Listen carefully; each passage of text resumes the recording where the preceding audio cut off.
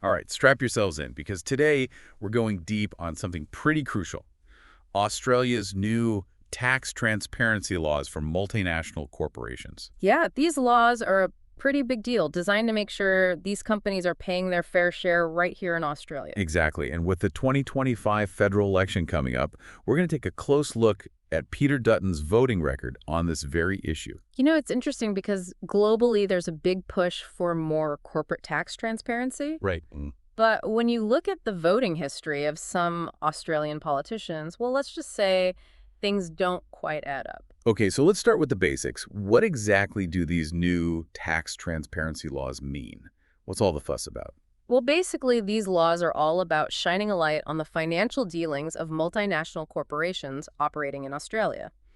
So any company with a turnover of $10 million dollars or more, they now have to publicly disclose a lot of their detailed tax information, Like what exactly? like where they're booking their profits, how much tax they're paying in each country, that sort of thing. So no more hiding profits in those shady tax havens. You got it. This is a huge step towards leveling the playing field and ensuring that all of these companies are contributing their fair share to the Australian economy. Sounds like Australia's really leading the charge globally on this whole corporate tax transparency thing. Absolutely. These laws are part of a much bigger global effort to tackle tax avoidance by these massive multinational corporations. I mean, just look at the OECD's push for a 15% global minimum tax rate. That's a prime example.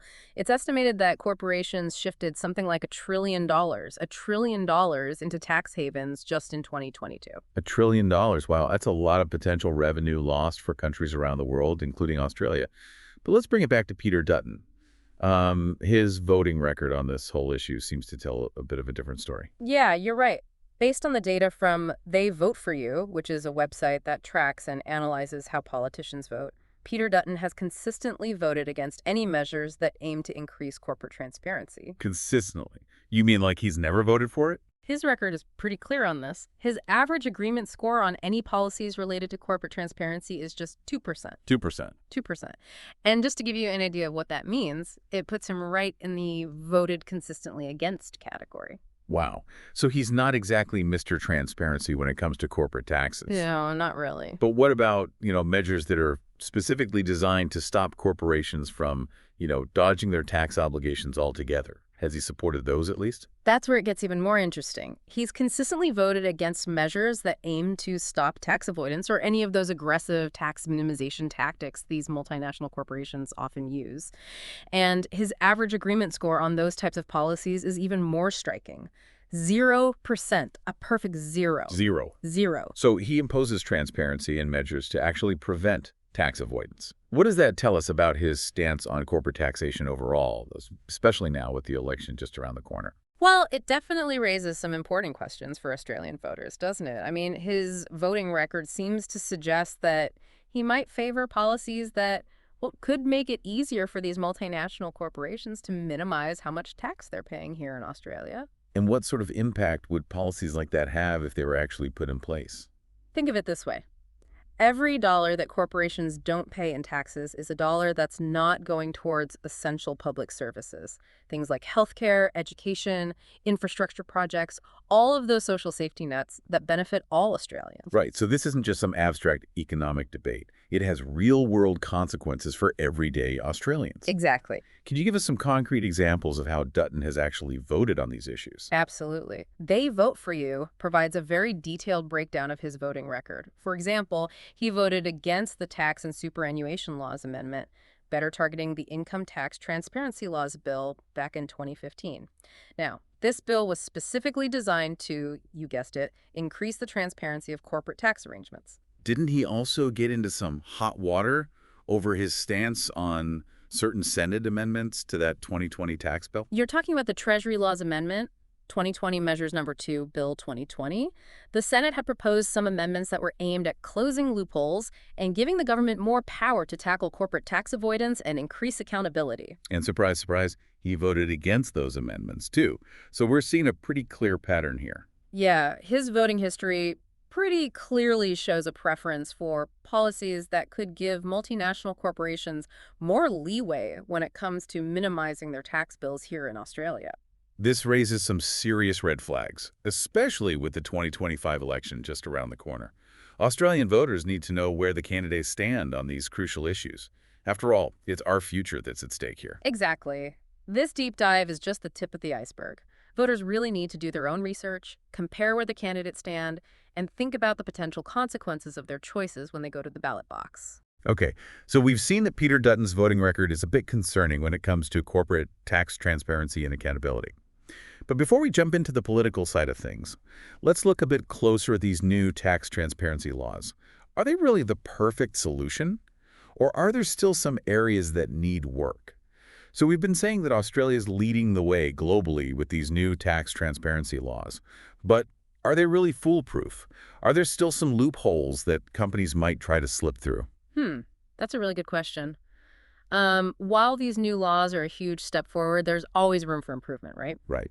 And one area where I think Australia could really strengthen things is by implementing a beneficial ownership register. Okay, now what exactly is a beneficial ownership register? Break that down for me. Sure. Basically, imagine a public database that shows exactly who controls and benefits from companies, even when their ownership is hidden behind all these complicated structures. You mean like shell companies and things like that? Exactly. So we can see what the corporation's doing with their taxes, but we don't necessarily know who's really calling the shots.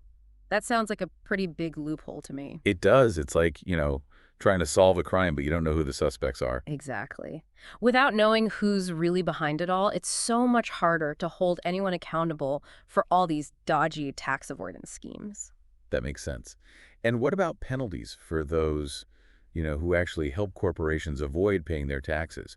Are the penalties strong enough to deter these practices? That's a good point, and it's definitely an area where there's room for improvement. An ABC News report recently highlighted that the ATO just doesn't have the same kind of power as some other countries when it comes to penalizing those who promote these tax avoidance schemes. So even with these transparency laws in place, there's still a chance that some people might find it profitable to help companies avoid paying their fair share.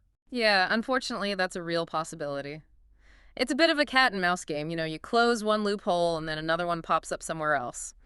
And there's concern about loopholes in the proposed anti-money laundering bills, too. Really? What kind of loopholes? Well, some people are worried that lawyers might be able to use legal privilege to hide ownership and transaction details, which could really undermine efforts to track all these dodgy financial flows and hold people accountable. So are we back to square one then? No, no, not at all. These challenges just highlight how important it is to stay vigilant and to keep working towards reform. Transparency is not a one-off thing. It's an ongoing process. We've got to stay ahead of those who are always trying to exploit the system. Right. So Australia's new tax transparency laws are a step in the right direction, but they're not the be-all and end-all. What should Australian voters be looking out for as we head into the 2025 election? Well, I think the most important thing is to really look beyond those catchy sound bites and examine the candidates' positions on these issues in detail. And don't just focus on what they're saying now, look at their track record. Have they consistently supported policies that promote corporate tax transparency and accountability? Have they actually voted to close loopholes and strengthen enforcement? Those are the questions voters should be asking. So actions speak louder than words. What are some practical things voters can do to actually make a difference on this issue? Well, the They Vote For You website is a fantastic resource. You can actually see how your local MP has voted on these very issues and get a sense of where they stand on corporate tax transparency. There are also some incredible organizations out there doing great work like the Tax Justice Network and the Center for International Corporate Tax Accountability and Research. They provide really in-depth analysis and they advocate for a fairer tax system. So there's no shortage of information available for those who want to dig a little deeper. But information alone isn't enough, is it? What else can voters do to make their voices heard? You know what? Never underestimate the power of your own voice. Engage with your local MP, write to them, tell them about your concerns, and ask them to support specific policies. You can also join or donate to organizations that are working on these issues and spread the word among your friends and family. Let's make corporate tax transparency a key election issue. Sounds like you're calling for a bit of a grassroots movement to demand a fairer and more transparent tax system. Absolutely. Change rarely comes from the top down. It starts with engaged citizens demanding better from their leaders. This has been such a fascinating and insightful conversation. We've covered a lot of ground, from the ins and outs of Australia's new tax transparency laws to the potential loopholes that still need to be addressed, Yeah. and the role of informed and engaged citizens in driving change. And we're not done yet. That's right. Coming up next, we're going to tackle some of the bigger philosophical and ethical questions around this whole issue of corporate tax avoidance. What does corporate social responsibility actually mean? And can a system that prioritizes profit ever truly be fair? Stay with us. Welcome back to The Deep Dive. We've been talking about Australia's new tax transparency laws, Peter Dutton's voting record, and all those potential loopholes. But now I think it's time to zoom out a bit and look at the bigger picture, the ethical side of all of this. Yeah, this is where things get really interesting. We've been throwing around terms like fair share and corporate responsibility, but what do those actually mean in practice? Right, it's easy to talk the talk, but what does corporate social responsibility really look like when it comes to paying taxes? Well, I think at its heart, corporate social responsibility is about acknowledging that companies have obligations to society that go beyond just making as much money as possible. Okay. It's about thinking about the impact their actions have on the community, on the environment, on the well-being of their employees, all of that. So it's more than just following the rules. Absolutely. It's about taking a proactive approach to minimizing harm and contributing to the common good. And paying taxes, that's a fundamental part of that responsibility. How so? Well, think about it. Taxes are what make a functioning society possible. They pay for essential services like healthcare, education, infrastructure, social safety nets, all of that.